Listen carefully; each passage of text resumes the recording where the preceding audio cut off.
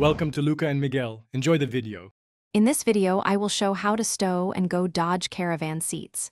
First, lower the headrests and clear the seat area before you touch any latches.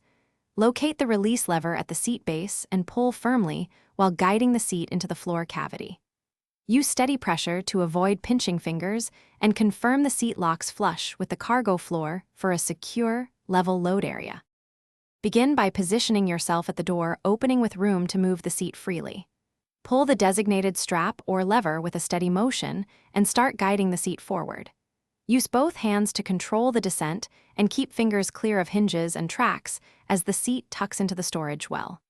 Once the seat is flat, press down gently to ensure it is fully seated and locked into place. If a seat sticks, stop and inspect the track for items such as floor mats, toys, or coins that block motion. Use silicone spray sparingly on hinge points to smooth movement without attracting grit. When a latch won't engage, reopen the seat and repeat the folding sequence to allow parts to align and settle. Regularly practicing the motion will reveal binding spots and prevent surprises on the road.